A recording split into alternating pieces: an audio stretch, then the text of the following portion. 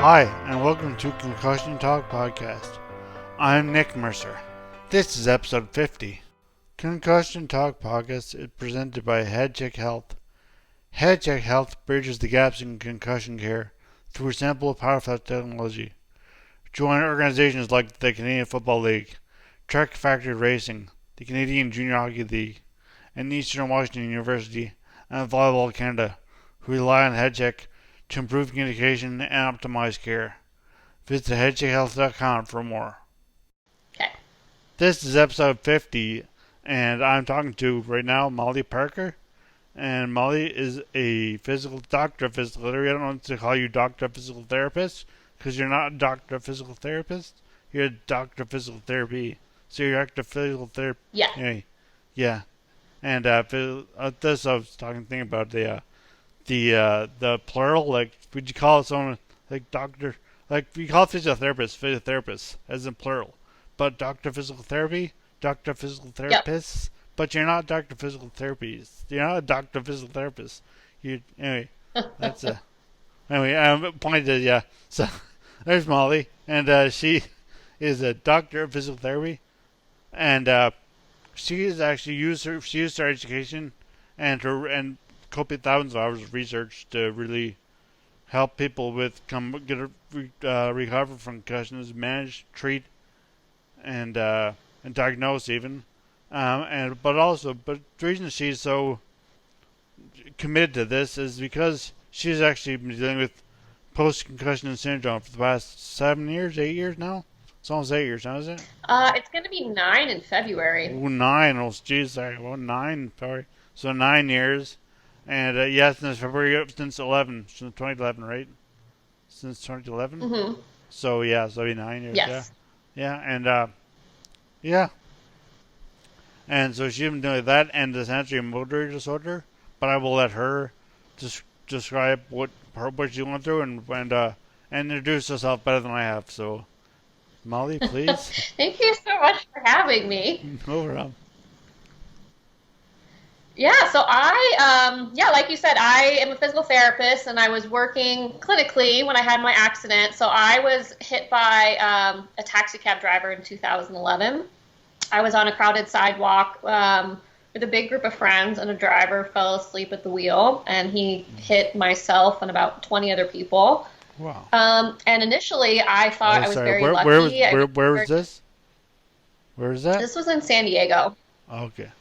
Sorry. That's it. Yeah.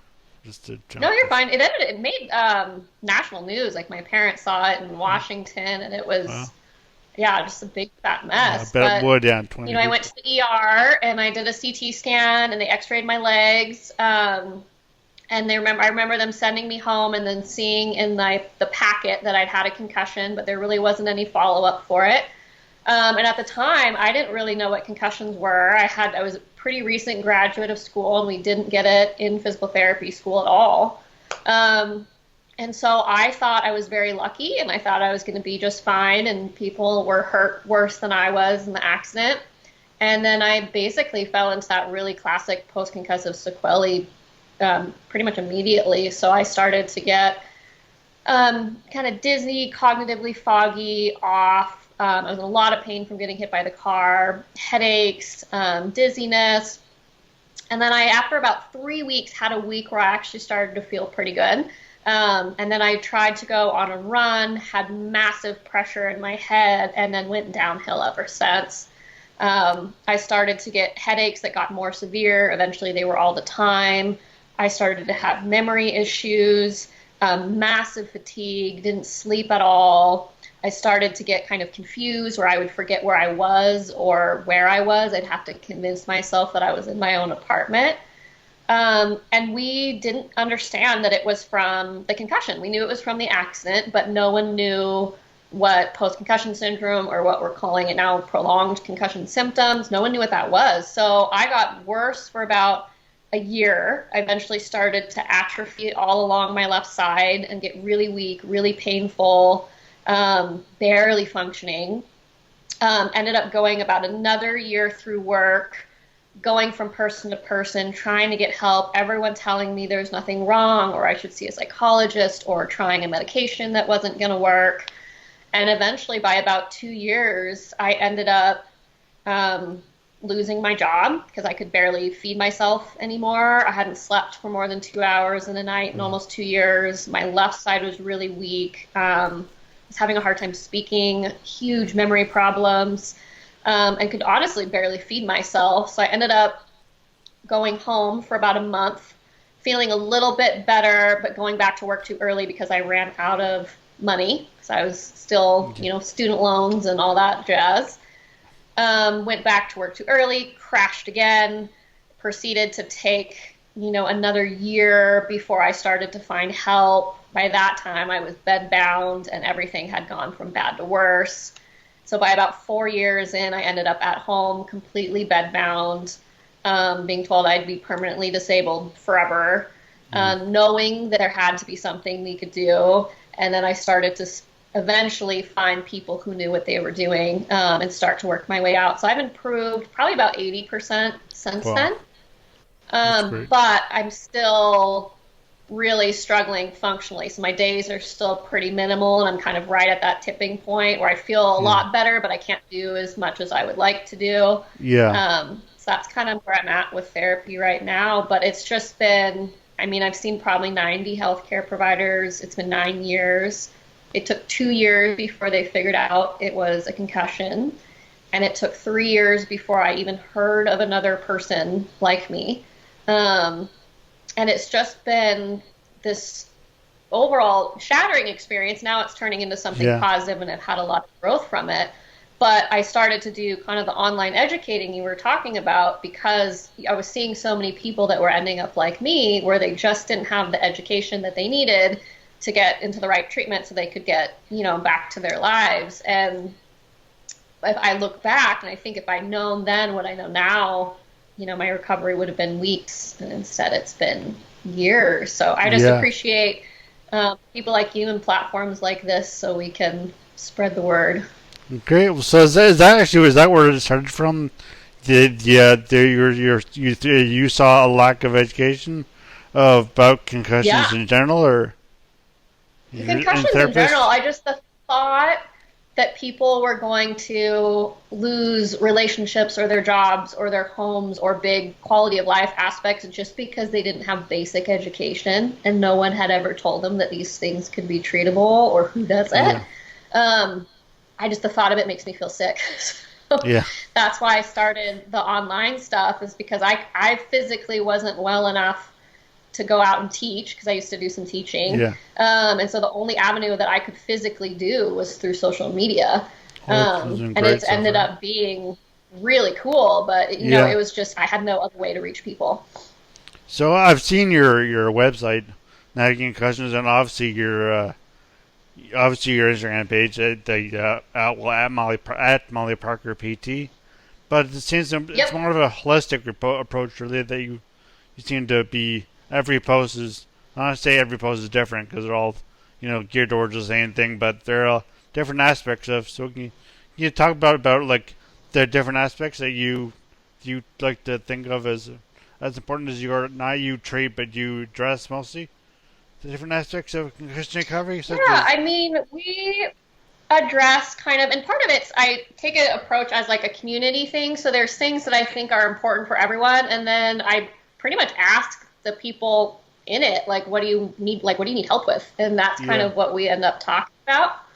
But it ends up being some clinical stuff, some stuff that helps you, with actual education. And then we go through, how do you manage relationships, and what does your mindset need to be, and all we kind of do the full gamut. And some of it's general education, and some of it's my personal experience, hoping that people can learn from that, or at least hear a bit of their own story in that, 'cause I think that always makes people feel comfort. But it's a little bit of everything. Now how did you get to, because I know as I mentioned, your site is more, and your web, and your Molly Parker Instagram account is more holistic in its approach, but you're obviously trained as a DPT, so but the mindset edge of it, yoga is physical, but it's also mental. But how did that holistic level and the mental aspects? Why did you come to that? How did you feel that that they were so important. Were you taught about that mental aspects as much in physical therapy Yeah, school? so we are taught in physical therapy school, there's kind of this old school model that's like basically biomechanics, where if you get hurt, it's the knee joint, it's the muscle. And I started after I graduated working in what we call the biopsychosocial medical model. So it takes into account the whole human, and how the brain processes all the input and our emotions and our thoughts and our preconceived notions and, everything, to create movement and how we feel and pain and things like that. And pre-accident, the clinic I worked in, we did a lot of chronic pain and we did a lot of autoimmune type stuff. And then we did a lot of people who really didn't quite fit into a box, where they would have like this shoulder problem, but it was a little funky and no one could really treat it. And we started to find that it was these underlying, what we call biopsychosocial medical model, where it's not just that the brain, that there's like mechanical injuries, that there's more to it than that. So when I would approach someone with chronic pain, yes, we're approaching, strengthening the muscles. Yes, we're looking at the way you move. We're looking at how often you move. But we're also looking at how the brain is perceiving threat and how your emotions play into that, and how kind of, your whole day plays into that, because pain in general is an output. So we basically were taking in all the information from the world, and your brain is deciding whether that's a threat and to produce pain or not. So when we treat people with chronic pain, we need to treat all components of that to kind of resolve it and get them to move through. And then when I started with the concussion stuff, I started seeing a lot of similarities with how I would treat kind of these chronic pain, these sensitive nervous system type people with the people going through concussion recovery. And then in my own recovery, I started to see instances of stuff that my chronic pain people would tell me, like I would go over a speed bump and I would get a massive headache. And mechanically, that shouldn't be happening. No. You're not jarring yourself enough over a small speed bump to get any sort of symptom output like that. And basically what that is just an oversensitized nervous system. So if we can start to address some of our triggers and some of the emotions involved with that and really take that big picture approach, that's what tends to be more helpful, especially for people with the prolonged cases, is that it's this big picture thing of getting your whole nervous system to really feel safe again. And then I think from personal experience, we can say all the right things, people can do all the right exercises, but it's mentally really challenging to lose that much of your life and to be in rehab all of the time and to have that change all your relationships. And you really, I think the long game is kind of a mental game. And so you really have to have your head right to be able to go through. And so we make sure we give people those tools. Do you have any other like? I saw on your website exactly you do yoga, or you used to do yoga a lot. Do you have any other physical, any other or meditation? Do you meditate or do yoga? Or, well, I know you do yoga, yes, but do you meditate as well, or any of the mental tricks? Yeah, I did yoga. Yeah, I did yoga a ton before the accident, and I've struggled to do it as much since. I do a little more of like the yin style yoga, but I did very much get into meditation, which has been hugely, hugely helpful. So now I meditate every day, and that's one of my favorite go-to things that people can do at home when they're in recovery, is learn how to kind of calm that down. You just do that alone in a dark room, or you just lie down? Like, I think I meditate. I don't do anything intentionally, but I think I meditate just by like lying down somewhere and just thinking about stuff and nothing. I don't do anything with my body. I just lie there and just think about stuff, and I don't try to do it. That's just seems to be, my mind just wanders a lot, and not wanders, but wanders with the focus, if I can say that. But I probably can't, but because when I started, say again. Oh, no, I was going to ask you another question, but no, keep going, please.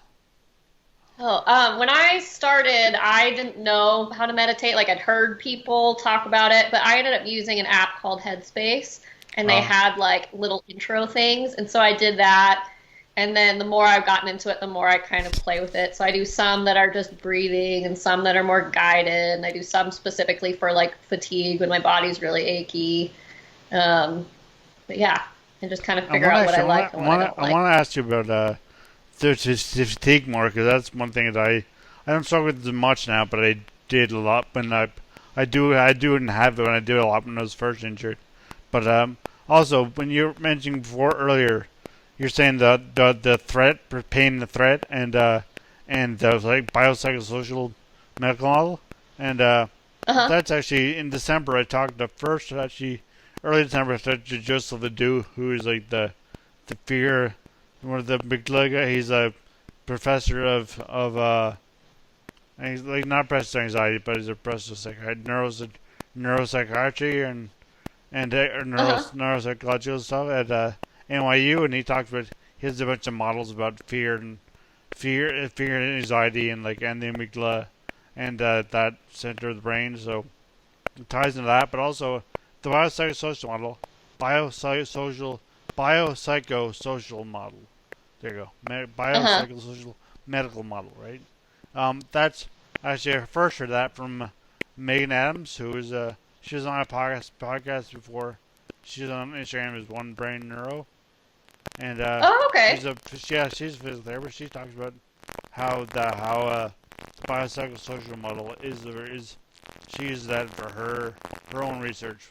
She's also a physical therapist, but Yeah. a PhD researcher. So yeah, Yeah. that's usually a common theme, but that it just because I mean it was a physical injury. Like it was in your question, my brain injury were physical, but it's also I mean it comes to biopsychosocial. This does it all. I mean, to prove that, but the whole the idea is more psychological and mental, and that's so important for recovery as well. But you're talking about fatigue. I'm starting to lose you a little bit. It's getting kind of fuzzy. I'm being just talking so much.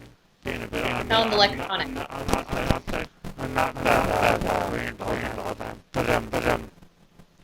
But yeah, fatigue. You're saying, but how can you describe? Try to describe fatigue. How that affects you? How that's affected your life, your the way you do yoga or work or whatever.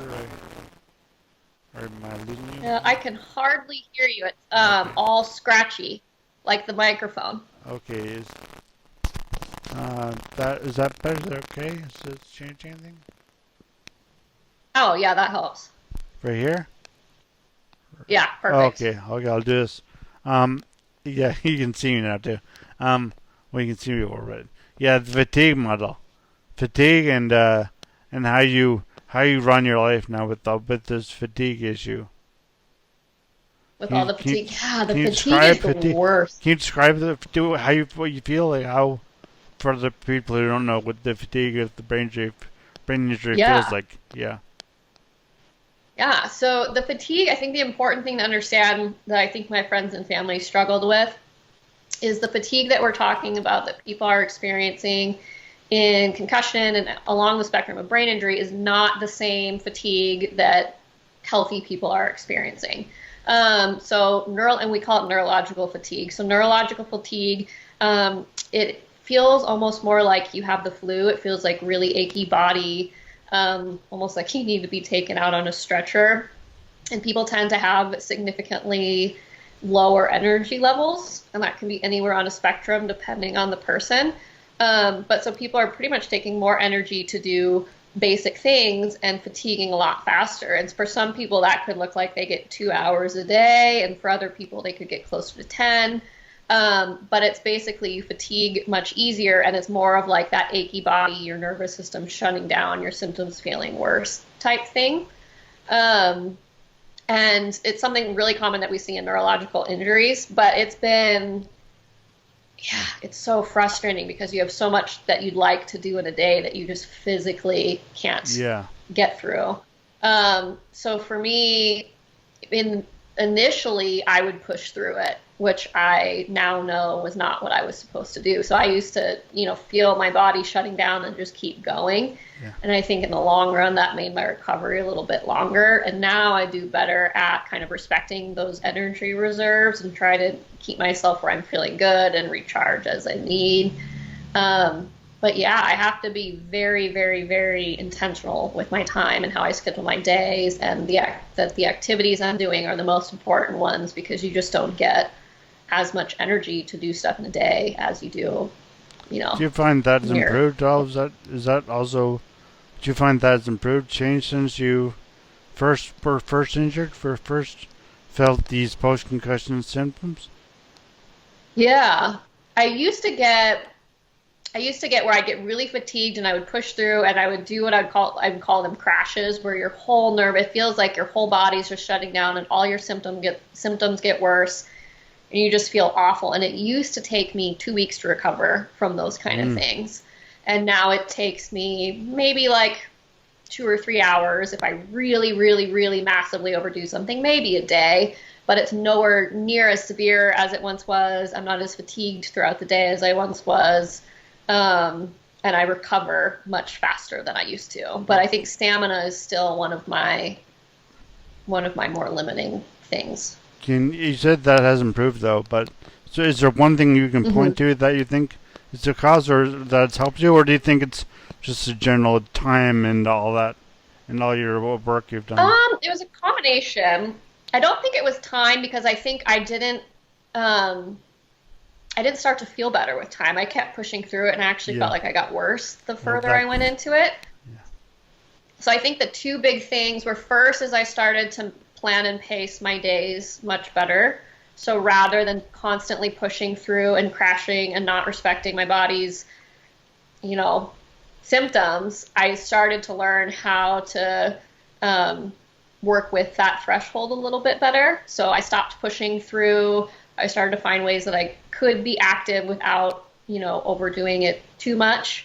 And then the second part was starting to get my symptoms treated. So the more I got things treated, the more energy I started to have, especially with any vision stuff. I started to get a lot more energy when my eyes started working better. And then with my movement disorder stuff, when I stopped shaking as much, I started to get a lot more energy too. So yeah, it's been planning and pacing my days, and then it's been treating the underlying causes. Yeah, I've had double vision since my brain injury in '03, and I think I can feel that if I close one eye, like you can see I'm doing now, but no one else can. But yeah, if I close one eye, this is fine. Then I think I feel that I would have a lot more energy if I just did this all the time, but that'd be annoying. Yeah. Again, wearing a patch over it, I wore a patch for a while, when I was in rehab. Yeah, me too. And didn't really know, this was '03, so I didn't really know what it would do anything, but I thought that I could, so tried it. And didn't really work. It obviously didn't work. I still had double vision, but yeah, it's one of those things. It's just I can see how when you get control of your vision better, you can definitely reduce your symptoms of fatigue. And also, I was going to ask you Do you about still get quite a bit of fatigue? not nearly as much as I used to, because I get fatigue from, like, for example.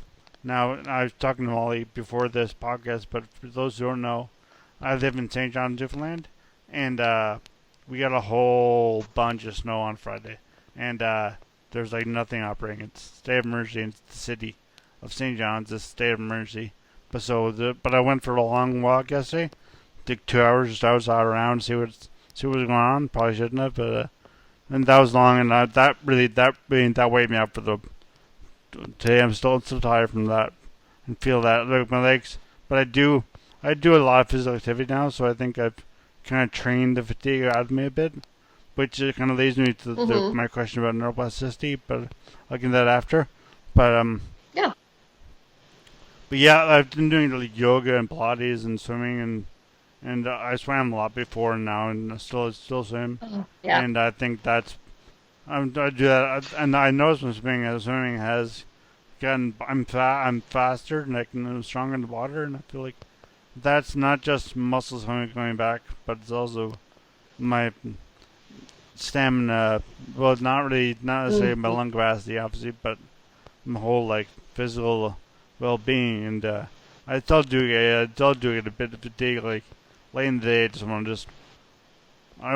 to go home and just lie down, eat dinner, eat food, and just or like watch TV, read a book, and just fall asleep early. But it's not always like when you're young. I'm almost 40, but I still got young. But anyway, Mm-hmm. when I was injured, I was 23, and you don't want to do that when you're that age. You don't want to just go home at like 8 in the evening, 8 p.m. and just go to sleep, or just you want to be out. And so that's tough. Yeah.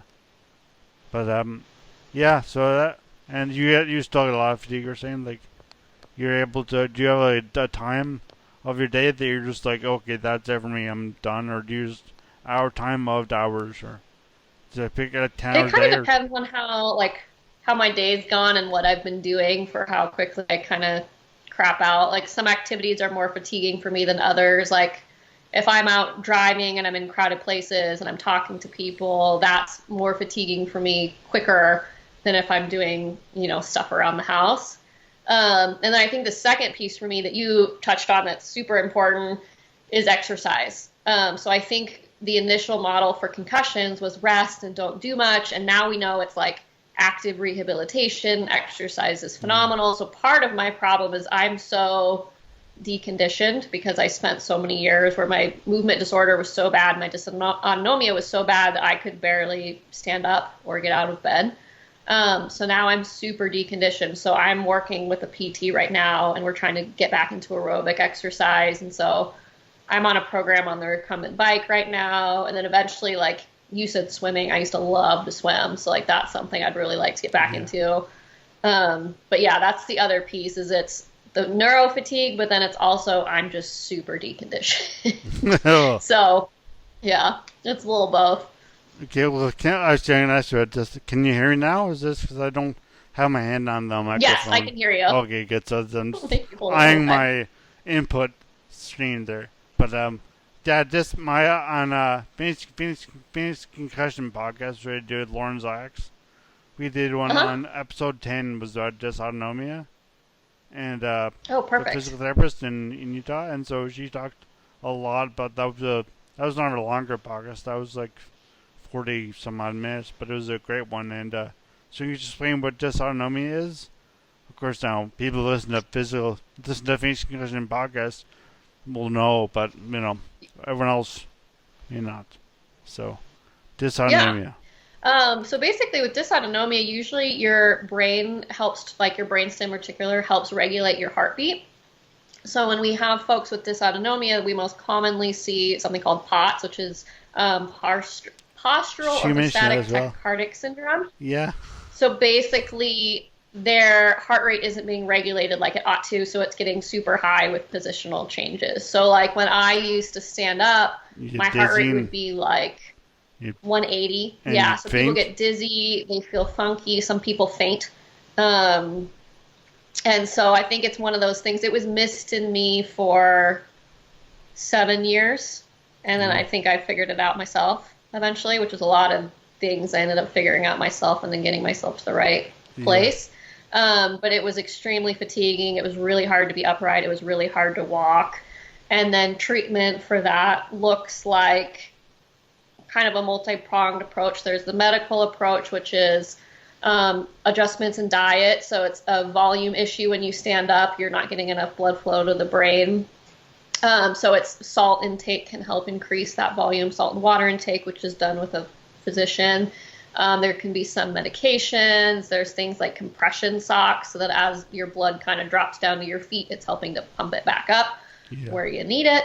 And then I found functional neurology and exercise programs to be the other most helpful part for me. So I found that like just the diet and the adjusting my positions and medications weren't helpful enough. I found functional neurology and then an exercise program through physical therapy to be most helpful for me. And now my POTS is gone for the most part.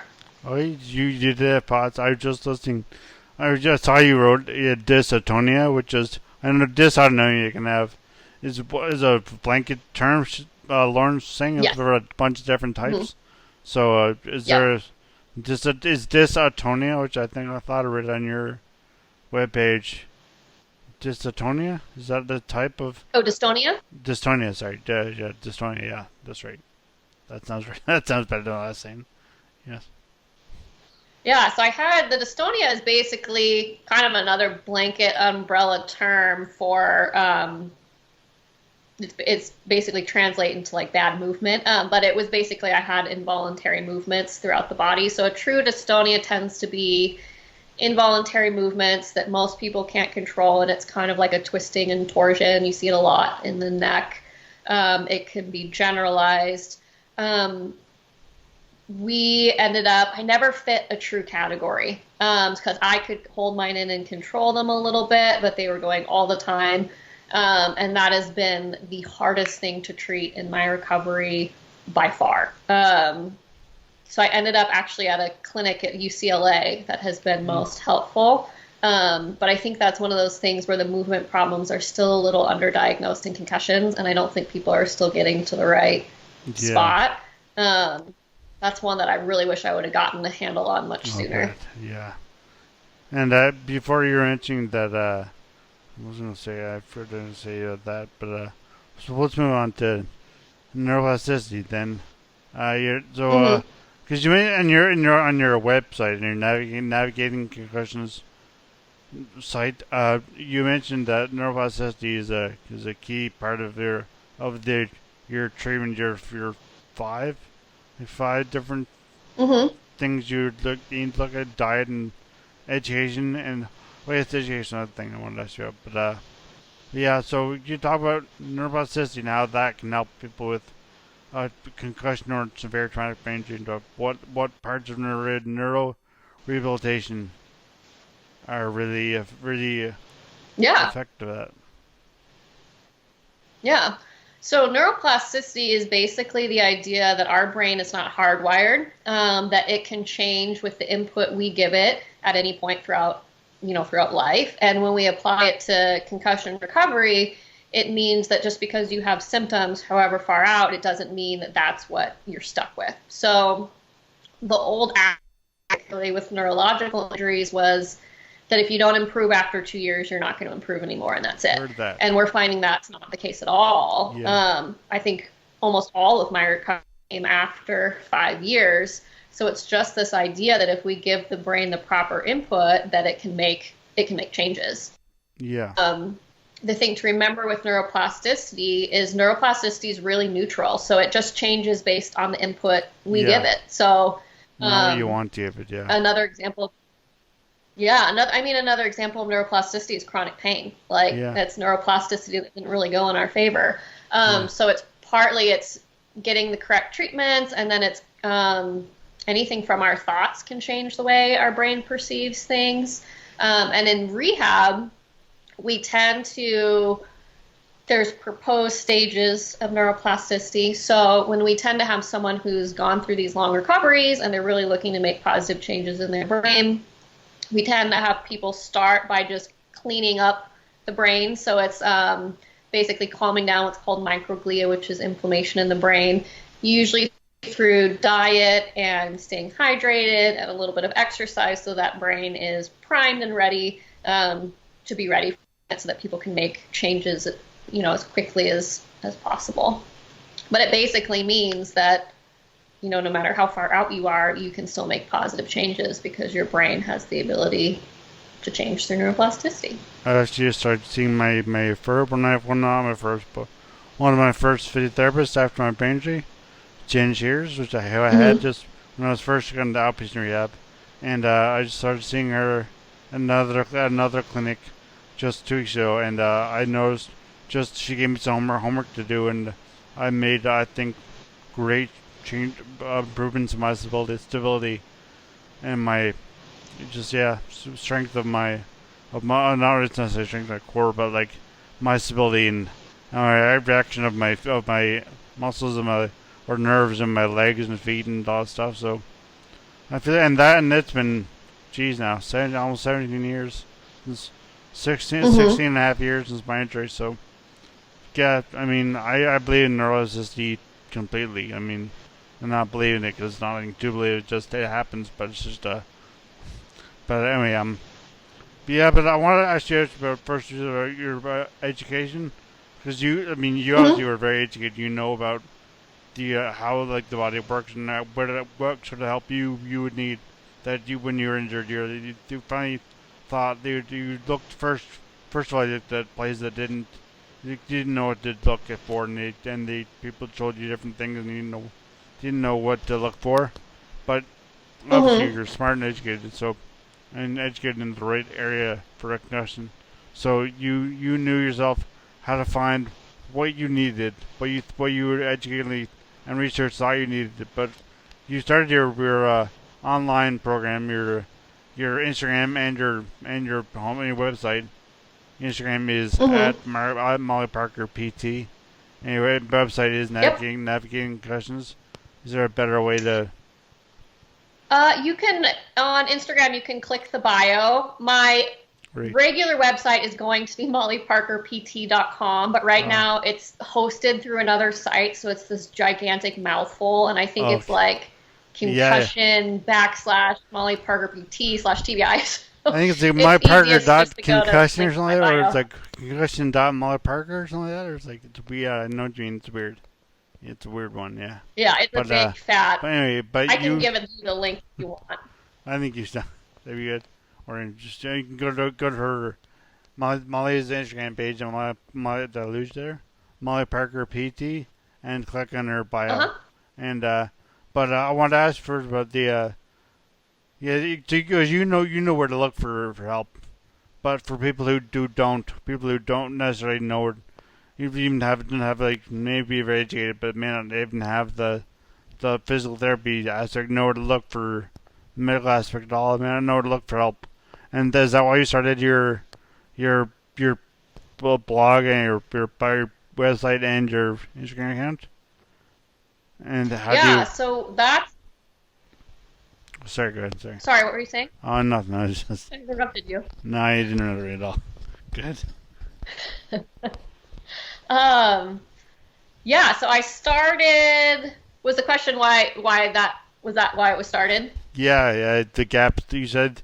I think you mentioned actually on your but the Yeah. So gaps in that's education. Yeah.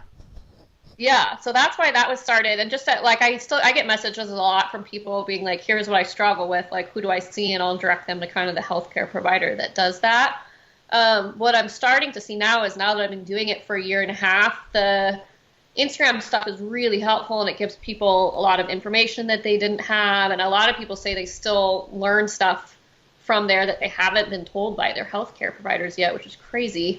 Um, and that it helps them feel connected. But I'm also finding that people need more structure. So I'm working on a program right now that'll be hopefully ready come March that'll help give people much more structured care. We'll do all the research for you and help give everything kind of in a structured format to help talk you through the process for people that want to dive in a little bit deeper. But for right now, it's all on social media through Instagram and Facebook. Yeah. And if you have questions, just ask me because I make posts based on what people are wanting to know. You make a lot of posts too, so. And also, Mm-hmm. I mentioned when I wrote to you about being on the podcast, but I want to talk to you about coping skills. You were mentioning Uh-huh. you first have a top 10 list on your website. You have a top 10 coping skills or something like that that you can sign up in the Uh-huh. newsletter for. But so are coping skills the same as just work, exercise and mental aspects of it, or is there a list of different coping skills that are? Is there is there more of a mental skills that you need to know for coping skills? For these coping They're skills, a little really. bit of both. So the coping skills right now, I have the top 10 concussion coping skills that I Yeah. found just throughout my recovery that I wish people would have told me earlier on Yeah. because it's stuff that once you hear it, you're like, oh, that makes sense. And that would make things easier, but you just don't think about it while you're going through it. So it's a mix of kind of tips and tricks, so to speak, Yeah. along with kind of the mental aspects. So I'll give you guys a few examples. Like one is time versus task. So when I first started the example I always use is my sister got married on the top of a mountain and they Oh, skied down. And so we were making these little like ski boutonnieres and we were putting yeah. like we physically, my sisters and I were, made them. And so I'm putting together these boutonnieres. And I have this pile I want to get through. And I kept going through. I wanted to go till I was done. And I remember by the time I was finished, I was so sick and I was so dizzy. Yeah. And I ended up having to lay down for like 24 hours before I stopped spinning. And so time versus task is basically you're doing something for 10 minutes versus until I finish. So you're doing the laundry, say you start to fatigue at 30 minutes, you're doing the laundry for 25. It's Yeah. that kind of thing. So it's stopping yourself before you push past that mark. That was a hugely helpful one for me. Also ties into Another fatigue. example. That would Say again? that ties into your fatigue as well. Yeah, so when you start to manage with these coping skills, it can help reduce your fatigue, it can help reduce your frustration, it can help you navigate your days a little bit easier. And it's just giving you kind of how to navigate the world when you're in your concussion recovery and some Great. tips for that. And those are free on my Instagram. There you go. Perfect. Is there anything else you'd like to mention to listeners about your where to find you, how to contact you, or where to chat with you? I think the main one is through Facebook and Instagram, and then keep your eyes peeled for March. Hopefully, we'll have a program coming out for people who are really needing more that will help support their rehab And even further. the podcast, the website will be Molly Parker PT. Yeah, eventually it'll be mollyparkerpt.com. If you go to that now, is it just nothing, or is it like redirect you to? Because if redirect I you, it's think it just as just good. has nothing. So the real website is like concussion / like the Just HTTP go to dot Instagram. Go to Molly Instagram. Parker PT. Yeah, go to the Go to Instagram. Instagram. Yeah. It's a landing page right now, so they have it as a placeholder. So yeah, It's so sad. we'll get that all worked out. Oh yeah, I bet you will. Yeah.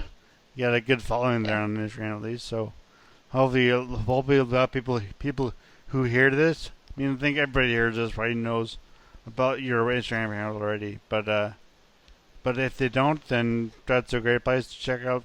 Like I thought, say coping skills and other interesting things about neuroplasticity and diet and education, just general education about concussions. A lot of general education, but education about what you can do if you've had a concussion or you're suffering from post-concussion syndrome. So thank you so Yes. much, Molly, for coming on my podcast. This is great. Yeah, thanks for having me. Thanks. Thanks again to Molly Parker, and thank you all for listening. I would actually like to encourage you all to please visit my website at www.concussiontalk.com. I also hope that you could please rate, review, subscribe to my podcast on iTunes, Apple Podcasts, whatever, SoundCloud, Spotify, wherever you can do that. So any sort of review or subscription would be greatly appreciated. Thank you very much. I hope you listen again soon. As always, the music at the beginning of this podcast is by Ben Sound. www.bensound.com.